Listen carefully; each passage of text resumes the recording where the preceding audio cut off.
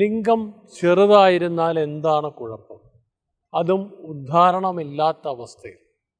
പല രോഗികളും വന്ന് പറയാറുണ്ട്, ഡോക്ടറെ എൻ്റെ ലിംഗം ചെറുതാണ്, ഇത് വലുതാക്കാൻ എന്തെങ്കിലും മാർഗമുണ്ടോ? അപ്പോൾ പലപ്പോഴും ചോദിക്കാറുണ്ട്, ഏതവസ്ഥയിലാണ് ചെറുതായിരിക്കുന്നത്?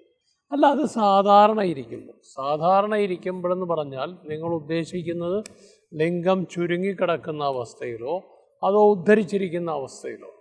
അല്ല, ഉദ്ധരിച്ചിരിക്കുന്ന അവസ്ഥയിൽ സാമാന്യം വലിപ്പമൊക്കെ ഉണ്ട്, എനിക്ക് കുഴപ്പമൊന്നുമില്ല, ഭാര്യയുമായിട്ട് ബന്ധപ്പെടുന്നതിന് വിഷമമില്ല. ചുരുങ്ങിക്കിടക്കുന്ന അവസ്ഥയിൽ വളരെ ചെറുതാണ്. അപ്പോൾ സുഹൃത്തെ, ചുരുങ്ങിക്കിടക്കുന്ന അവസ്ഥയിൽ ഇതിൻ്റെ ഉപയോഗം എന്താണ്? രണ്ട് ഉപയോഗമുള്ളൂ. ഏറ്റവും പ്രധാനപ്പെട്ട ഫങ്ഷൻ അല്ലെങ്കിൽ പുരുഷലിംഗത്തിൻ്റെ ധർമ്മം എന്ന് പറയുന്നത് മൂത്രമൊഴിക്കുക എന്നുള്ളതാണ്, മൂത്രവിസർജനം. അതിന് ലിംഗത്തിൻ്റെ വലിപ്പം ഒരു പ്രശ്നമേ അല്ല. അതിന് 1 മീറ്റർ നീളമൊന്നും ആവശ്യമില്ല. മുറിയിലിരുന്നുകൊണ്ട് പുറത്തേക്ക് മൂത്രം ഒഴിക്കാൻ ആരും ആഗ്രഹിക്കില്ല. അതിന് അപ്പോൾ മൂത്രവിസർജനത്തിന് വലിപ്പം പ്രശ്നമല്ല. രണ്ടാമത്തെ ഫങ്ഷൻ പ്രത്യുൽപാദനമാണ്.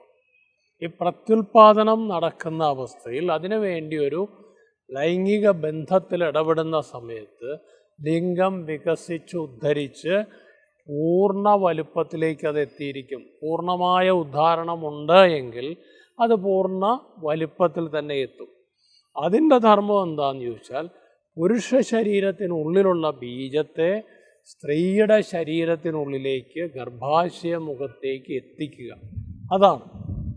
അപ്പോൾ ഉദ്ധരിച്ച സമയത്ത് ലിംഗം വലുതായിരിക്കും. അതുകൊണ്ട് തന്നെ ചുരുങ്ങിക്കിടക്കുമ്പോഴുള്ള ലിംഗത്തിൻ്റെ വലിപ്പത്തെപ്പറ്റി ആരും വിഷമിക്കേണ്ട ആവശ്യമില്ല. അതിനുവേണ്ടി ചികിത്സ തേടി എത്തേണ്ട ആവശ്യവുമില്ല. ഇനി നല്ല തണുപ്പുള്ള കണ്ടീഷനിൽ തണുത്ത വെള്ളത്തിൽ ഇറങ്ങി കുളിച്ചിട്ട് കരയ്ക്ക് കയറുമ്പോഴൊക്കെ ലിംഗം ചുരുങ്ങി തന്നെയാണ് ഇരിക്കുക. അതെല്ലാം നോർമലായ അവസ്ഥയാണ്. അപ്പോൾ ഇങ്ങനെ വരുന്ന രോഗികളെ സംബന്ധിച്ചിടത്തോളം ഇവിടുത്തെ ഡോക്ടേഴ്സ് അവരുടെ ശരീരം പരിശോധിച്ച് നോക്കി വേണ്ട റീഅഷ്വറൻസ് കൊടുത്തു കഴിഞ്ഞാൽ അവരുടെ പ്രശ്നങ്ങൾ അതോടെ തീരും. ഇപ്പം ലിംഗം ചുരുങ്ങിക്കിടക്കുന്ന അവസ്ഥയിൽ ചെറുതാണെന്നുള്ളതിനെപ്പറ്റി ആരും വ്യാകുലപ്പെടേണ്ട ആവശ്യമില്ല. അത് പ്രകൃതിയുടെ ഒരു നിയമമാണ്.